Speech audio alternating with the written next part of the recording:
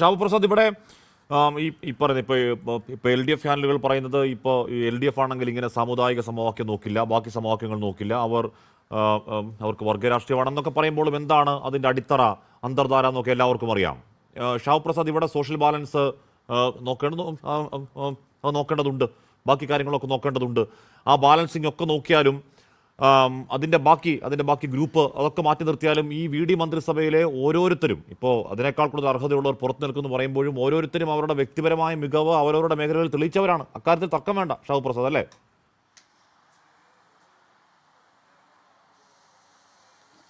ഒരു സെക്കൻഡ്, ഞാൻ അതിനൊക്കെ മിസ്റ്റർ ഷൈജു ഇവിടെ പറഞ്ഞ ഒന്ന് രണ്ട് പരാമർശങ്ങളോടെ നിന്ന് പറഞ്ഞോട്ടെ.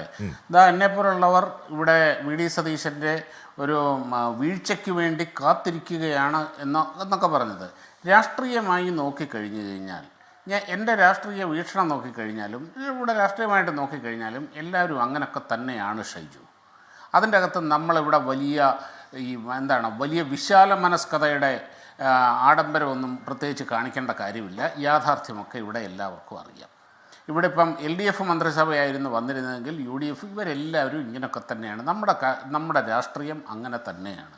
നരേന്ദ്രമോദി അധികാരത്തിൽ വന്നപ്പോഴും ഇപ്പോഴും നിങ്ങളെപ്പോലുള്ളവർ കാത്തിരിക്കുന്നതും അതൊക്കെ തന്നെയാണ്. ബാക്കിയുള്ളത് ക്രിയാത്മകമായ പ്രതികരണം, ക്രിയാത്മകമായ കാഴ്ചപ്പാട് ഒരു മണ്ണാങ്കട്ട ഇവിടെ ഇല്ല ഹാഷ്മി. ഇതൊക്കെ നമുക്ക് അറിയാവുന്ന കാര്യമല്ല. എന്തിനാരെ കാണിക്കാനാണ് നമ്മൾ ഈ വലിയ ഹിപ്പോക്രസിയൊക്കെ കാണിക്കുന്നത്?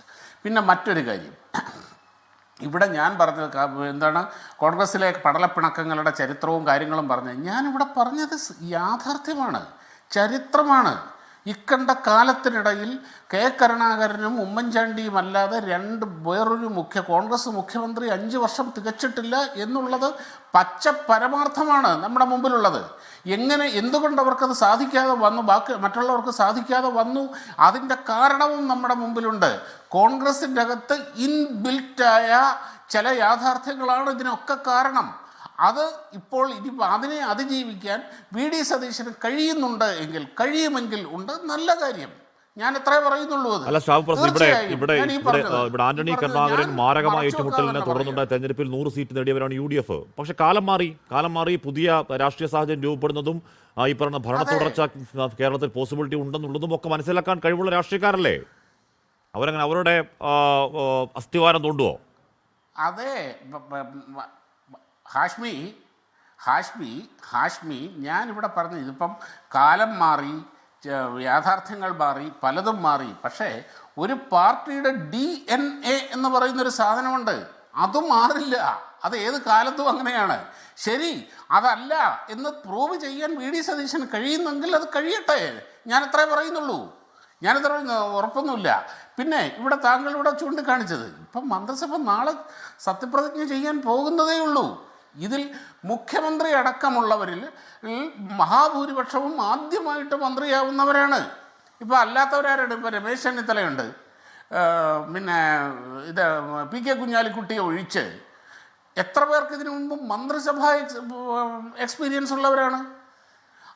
അപ്പോൾ നമുക്കിതിരുന്ന് കാത്തിരുന്ന് കാണാം. പിന്നെ ഈ സാമുദായിക സന്തുലനം, സാമൂഹ്യ നീതി വിതരണം, ഇങ്ങനെയൊക്കെയുള്ള കാര്യങ്ങൾ, ഈ സാമൂഹ്യ നീതി നിലനിർത്തേണ്ടത്, സാമൂഹ്യ നീതി നടപ്പാക്കേണ്ടത് ഈ രീതിയിലുള്ള വീതം വെപ്പിലൂടെയല്ല, ഒരിക്കലുമല്ല. ഈ രീതിയിലുള്ള വീതം വെപ്പിലൂടെയല്ല.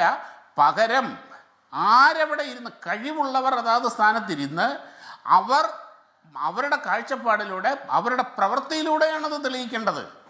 അതായത് ഒരു പട്ടികജാതി വിഭാഗത്തിനെ മന്ത്രിയാക്കി എന്നുള്ളത് കൊണ്ട് മാത്രം പട്ടികജാതി വിഭാഗത്തിന് നീതി കിട്ടി എന്ന് നമുക്ക് പറയാൻ പറ്റില്ല. അവർക്ക് സാമൂഹ്യ നീതി ഉറപ്പാക്കേണ്ടത് അവരുടെ പ്രവൃത്തികളിലൂടെയും തീരുമാനങ്ങളിലൂടെയുമാണ്.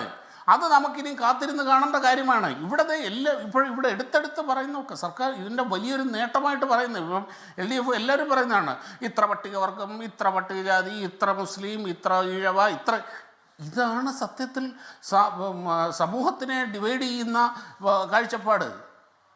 ഇതാണ് ഇവിടെ ഞാൻ പറഞ്ഞില്ല, അതിനെ ഞാൻ ആ കാഴ്ചപ്പാടിനെ ഞാൻ ആശങ്കയോടെയാണ് കാണുന്നത്. കാരണം ആ രീതിയിലല്ല നമ്മുടെ തെരഞ്ഞെടുപ്പ് നടക്കുന്നത്. നമ്മുടെ ജനാധിപത്യത്തിൽ തെരഞ്ഞെടുപ്പ് നടക്കുന്നത് അങ്ങനെയല്ല.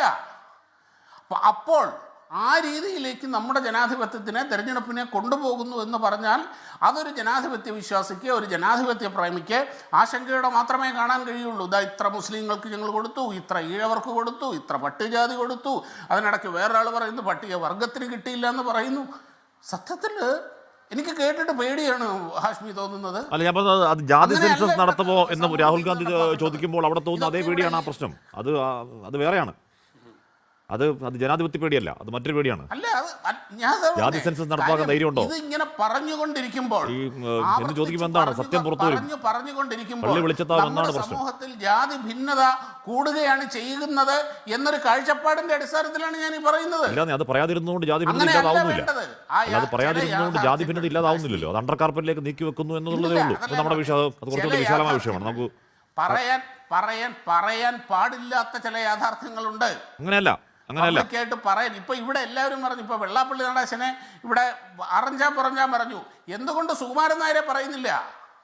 സുകുമാരൻ നായരെ NSSന്റെ ആസ്ഥാനത്തിരുന്നുകൊണ്ട് സുകുമാരൻ നായർ പറഞ്ഞത് ഇതേ വർത്തമാനമല്ലേ? പിന്നല്ലേ മുസ്ലിം ലീഗിനെ പറ്റി പറഞ്ഞത്? ലീഗിനെ പറ്റിയും ലീഗിന് വിദ്യാഭ്യാസ മന്ത്രിസ്ഥാനം കൊടുക്കുന്ന ഹാഷ്മി അടക്കം മിണ്ടിയില്ലല്ലോ. അല്ലല്ല, ഞാൻ പറഞ്ഞത് വെള്ളാപ്പള്ളി പറയുമ്പോ അത് കടുത്ത വർഗീയ വർത്തമാനമായി പോകുന്നു. അതുകൊണ്ടല്ലേ പ്രശ്നം. ഞാൻ ഈ സാമുദായിക സംഘടനകൾക്കെല്ലാം എതിരാണ്. ഞാൻ വി ഡി സതീശനെ എനിക്ക് എന്നും റെസ്പെക്ട് തോന്നിയിട്ടുള്ള ഒരൊറ്റ കാര്യമാണ്, ഈ NSSന്റെയും SNDPയുടെയും ഇവരുടെ പുറകെ പോയിട്ടില്ല എന്നുള്ളതൊരു ക്വാളിറ്റി ആയിട്ട് അന്നും ഇന്നും ഞാൻ കാണുന്നുണ്ട്. എന്നാൽ അതേ വി ഡി സതീശൻ ജമാഅത്തെ ഇസ്ലാമിയുടെ പുറകെ പോയിട്ടുണ്ട് എന്നതിൽ വിമർശനവുമുണ്ട്. ഇതേപോലെ ഒരേ ഭാഷയിൽ ഒരേ രീതിയിൽ രണ്ടു പേർ വെള്ളാപ്പള്ളി നടേശനും സുകുമാരൻ നായരും പറഞ്ഞപ്പോൾ എന്തുകൊണ്ട് സുകുമാരൻ നായരുടെ പേര് മിണ്ടാൻ ഇവർക്ക് നാവ് പൊങ്ങുന്നില്ല? അത് തന്നെയല്ലേ പറഞ്ഞത്. താങ്കൾ പറയുന്ന വിഷയം കുറച്ചുകൂടി വിശാലമായ ചർച്ചയ്ക്കുള്ള വിഷയമാണ്, ജാതിയുമായി ബന്ധപ്പെട്ട്. ഞാൻ അങ്ങനെയൊക്കെ എത്താം. ഇവിടെ KC വേണുഗോപാലിനെ പിന്തുണച്ച് എറണാകുളത്ത് ഫ്ലക്സ് എന്നൊരു വാർത്ത വരുന്നു. സേനാധിപതിയുമല്ല, മന്ത്രിയുമല്ല, ഒരേ ഒരു രാജാവ് എന്നാണ് തലവാചകം. അത് നേരത്തെ കണ്ടിരുന്ന ഫ്ലക്സ് ആണ്, മാറ്റിയിരുന്നതാണ്. അത് പിന്നെയും എറണാകുളത്ത് പ്രത്യക്ഷപ്പെടാണ്. വീണ്ടും ഫ്ലക്സ് യുദ്ധത്തിലേക്ക് തുടങ്ങേണ്ട കാര്യം ഉണ്ടോ എന്ന് എനിക്കറിയില്ല. പോട്ടെ.